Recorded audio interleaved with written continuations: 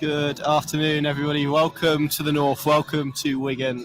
Welcome to the DW Stadium. Norwich City in action here this afternoon. Connor Southwell joined by Paddy Davitt to bring you the team news as it drops in about a minute's time.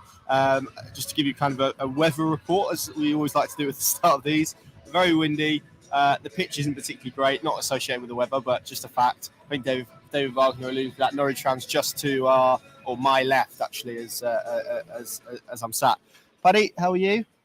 Not too bad, Connor. Yeah, it is a good. We won't risk that the Wi-Fi drops out, but we're in a very good position here in terms of just over the halfway line, probably about 30 rows from the front. So, and right above, to give you an even better indication, the dugouts. Yes, and I have the team news here, and unsurprisingly, Norwich City are unchanged for this afternoon. So Angus Gunn in goal, Aarons, Ome Mamadeli, Hanley and Yanulis the back four, Sarah and McLean in the midfield two, Hernandez and Dowell on either flank with Ida and Sargent up front. The subs bench, Tim Krul, Ben Gibson, Sam McCallum, Christos Schollis, Jakob Sørensen, Marcelino Nunez and Liam Gibbs. So just to run through that Norwich City team, again, unchanged. You can see it scrolling at the bottom of your screen there. Gunn in goal, Aarons, Ome Mamadeli, Hanley and Yanulis, McLean, Sarah, Dowell, Sargent, Hernandez, Ida. Probably about as we expected, Pad. Yeah, I mean, you did the presser Thursday. David Wagner indicated there was no fresh fitness concerns. They would have obviously trained Friday before travelling up here to the northwest, but clearly no issues from there to now. And certainly on the basis of what they produced, both result and performance-wise against Hull, why would you change it? Same again today. Different challenge, different team. They'll try and maybe do things that Hull didn't do very well at Carrow Road on Tuesday night. But from a Norwich perspective, it's very simple. That level of performance with that group of players, if they can retain that, then there's another result for them here today. And, on the bench, Zolis again, and McCallum steps up as well. Obviously, he wasn't available, was he, midweek? No Marquinhos either, who I think was set to train yesterday. So we'll obviously get a condition kind of status after the game from David Wagner on why he wasn't involved. Obviously, Teemu Pukki either. He's out with a calf injury. Otherwise, I think it's as was. I mean, given the schedule of games that we're in, it's quite a relentless few weeks. It's kind of we're in that cycle February, really, but certainly the last week or so where it's been Saturday, Tuesday, Saturday. Are you... Any part of you even a little bit surprised that he's gone unchanged? I mean, would there have been an argument to make for rotation, I guess, after that whole performance as well, and the control and the fact they have 5 substitutes? I guess you can legislate for that a bit more now. Yeah, no, not for me, simply because it came off the back of 2 defeats in different ways, both very sobering, failed to score, performance wasn't where it needed to be, too many tactical issues, to iron a lot of those out. And get the result with this group of players. I didn't see any debate about, if they're fit, they go again. Take your point about they're in a congested run, but negating that is they need points now and they need them fast. They need to string them together because they're still on the fringes of getting back into that top 6. And to do all of that, I think you need to try and put your best players on the pitch, or at least the ones you think can carry out what David Wagner is asking them to do. And that was certainly the case on Tuesday. Yes, we'd have probably seen Teemu Pukki at some point during the game, but that calf issue at half-time negated that. So, specifically in that area of the pitch, if you're Adam Ida, if you're Josh Sargent on El Hernandez, carry on where you left off. You were very good midweek, and they need to continue again. What we don't need today, for me, is regression, and whether that was performance or result, slipping back again, because that cycle really, you're not going to threaten the top 6 between now and the end of the season, because teams like Millwall, teams like Luton, West Brom maybe faltered a little bit. Middlesbrough, obviously the chief exponent, they're getting that momentum. They're pushing on. They look like they're getting stronger, not weaker, and Norwich need to try, if they're going to get in the top 6, to do the same. Yes, absolutely. Just bring you the Wigan side. They're obviously managed by Sean Maloney. They're unbeaten in his first 3 games in charge. He's hoping to become the first Wigan manager to win his first 2 home games since Chris Hutchins, I think, in about 2007. And this is how they line up. So, of course, Daniel Sinani, who joined them on loan on deadline day from Norwich City. Stipulations of those loans usually means that players aren't available against their parent club, even though he is out of contract in the summer. They have Amos in goal, Doriqua, Hughes, Watmore and Niambe as their back 4. Lang, Power, Teehee and McLean in midfield with Keane and Fletcher up front. Will Keane, of course, formerly of Ipswich Town. Their subs bench is Jones, Tilt, Stephen Corker, a name that some of you might remember, former Tottenham and Liverpool defender, Pierce, Naylor, Aysgard and Charlie White. So that's how they come up. That's the sort of team that they come up against today. I mean, Paddy, I threw this question at David Wagner on Thursday, but how much of this game, when you come to a team that's in the bottom three, fighting for their lives, how much of it is about kind of what's between the ears rather than the feet, I suppose? Well, I mean, it has to be, doesn't it? Thank you very much. Thanks, mate. Cheers. It is about mentality, really, ultimately, at this stage of the season. And it's not really about whether you play Wigan, as Wagner said, if thinking that answer, whether it was a top three team or a bottom three team, which is where Wigan find themselves at the moment. Ultimately, this is about Norwich now, and it's about Norwich building on what was. Let's get it straight. Okay, I have quite a large concern that Hull played into their hands and didn't really press them aggressively from the front in the manner that certainly Burnley did, but also Bristol City did, and how uncomfortable Norwich found that. They found a team who were as good as Norwich were on the night, accentuated by a team who let them play that style or let themselves be imposed upon. Not sure this Wigan team, fighting for their lives at the wrong end of the table with a new manager who clearly they've responded to, 3 unbeaten games. That's going to be the case today. So it's really interesting. That facet for me is the interesting one, that if they have a team in front of them who don't give it everything their own way and make it difficult for them, can this Wagner team, I guess the phrase that's springing into my head now is flat trap bullies in cricket in terms. Both Preston and Coventry previously and Hull midweek, they rolled over. I think ultimately Norwich were good in all those 3 games and did what they had to do, but when they found a bit of adversity, i.e. the Burnley game, i.e. the Bristol City game, we've seen another side of it, and it wasn't really a side that fills you with confidence they can get themselves in the top 6. So for me, it's, can we see a Hull performance when they're faced with a Burnley or a Bristol City type opponent in terms of the problems that they want to impose on this Norwich team? If we get that, then I think you can look with a reasonable degree of confidence to between now and the end of the season and getting in the top 6. But that's the great imponderable. We haven't seen it yet under David Wagner, and it's still early days, 6th league game today.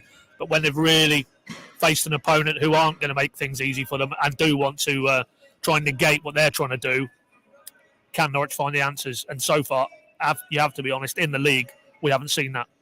No, we haven't. I mean, we've got quite a good view again. I don't want to spin it around. Maybe you can spin it around. But the quality of the pitch that we're looking across at the moment, and David Wagner referenced it, it isn't great. It looks quite patchy, particularly in I can see this area down here in front of us here, a little bit in the centre circle as well. Obviously, this pitch is kind of multi-purpose. They do, it's the Wigan Warriors up here, isn't it? They play rugby league on it. There we go. Adam's going to very kindly show you the quality of the pitch. It's something that David Wagner referenced on Thursday.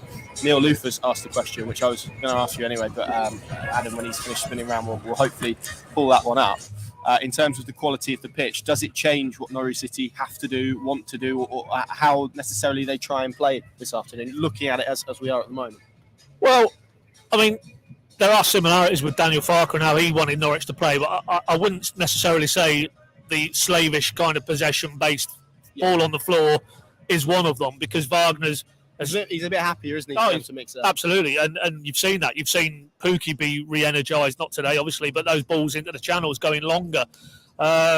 Keep talking about the 2 games that haven't quite gone for them in the league, but in that Burnley game, if you remember, the best chance they created was basically Yanulis with a very early and very long ball into the channels for Pookie to run on, cut it back for Dowell. Dowell should score, keeper saves at the near post in front of the river end that day, but that's an example, and there's plenty of examples. If you look at the goals they've scored, it's been high turnover football in a lot of cases, counter-attacking, really sharp, rather than surgically piecing their way from back to front.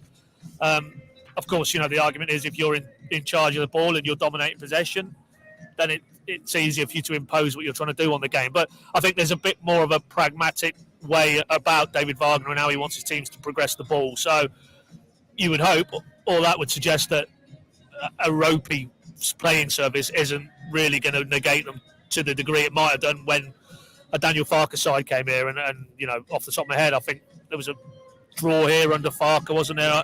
Not sure about 1 or 2 of the other results, but it's always been a very difficult game, certainly when Daniel Farke came here with the style Norwich were trying to play. I think Norwich under Wagner are going to be a bit more pragmatic and a bit more direct. So, personally, for me, I don't think the pitch will come into play. I think acknowledge it as Wagner did, but don't let it be an excuse because, not every pitch you can play on, even in this era with the technology available, is going to be a carpet. So you have to deal with what's in front of you. And today, apart from an opponent who are going to try and make life awkward for you, it might be the playing surface.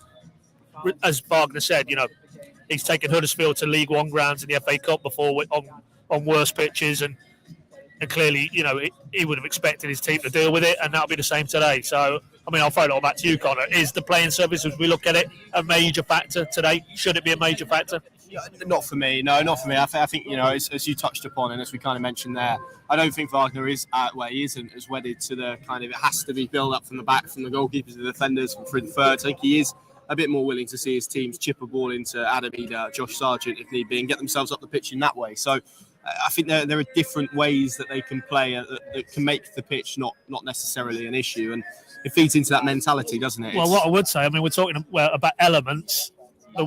There's a bit of a wind whipping around here as well today. So, as much as we want to talk about the pitch, I'm not saying we're in storm force conditions, as you can see from our hair, but there is a bit of a wind, and it's exposed all four corners of this ground. So, that could be a factor as well. So, but it's mentality, isn't it? It's about picking up all of those elements, as we said right at the start, and making sure that they aren't an issue and that they don't affect how Norwich City go about their business today in a game that. Certainly, if they have playoff aspirations, as they do, they should be coming to a team that's sat in the relegation zone and winning, shouldn't they? They have to, yeah. And it won't be easy today by any stretch. As I say, there's a different pressure when you're at the wrong end of the table and you're striving to, if you're a Wigan player, there's contracts on the line, there's futures, because you can guarantee, as Norwich experience, when they go from Premier League to Championship, there is a contraction in the finances. It's probably even more marked relatively when you go from Championship to League One. So for a lot of reasons, new manager as well, he'll be making decisions on these players who's with him on the journey longer term. So, and they're still in that, dare you say, that honeymoon period where it's a new voice and they've had a little bit of success in the first 2 or 3 games and they'll have a bit of confidence and momentum behind them. So there's no doubt about it. This could be a very defining day, I think, in terms of Norwich's top 6 aspirations, because it's all very well, and we can debate about they need to pick it up against the top 6 teams at the minute. In terms of, you look at the results this season, nowhere near good enough. They've not performed against the teams who they might be realistically fighting out with. They've been better, obviously, and Hull was a good example of that. The teams at mid to lower end of the table, but still, for all the reasons we've stated on this sort of chat, they'll have to come here and be right in terms of their mindset and their approach, be professional, get back on the coach. If they've got the 3 points, then it's just another link in the chain that, okay, maybe now, we can look forward with a bit of optimism for what this season holds, irrespective of, Wagner longer term. Is there still materially something to play for this Norwich team this season? Yeah, potentially a banana skin. I think that's maybe the best way to describe this afternoon. How do you see it going, Pad, in terms of, as Nicky asks, in terms of this game, in terms of all of those things that we've discussed, gaze into your crystal ball for us. How's it going to be looking come 5:30 this evening? I genuinely hadn't given it any thought until you've just put me on the spot here now, Connor. So I think it's going to be quite a tight affair. I don't see Norwich doing what they did to Hull and being quite so dominant. I think they'll have to dig in, which will be a good test for them without the ball. But if Wigan, as they need to, get points for their own ends, I think that will allow some counters, some transition moments. And if Norwich are as sharp as they were at Preston and Coventry, then they will score goals. So I think Norwich probably to edge it 2-1, maybe.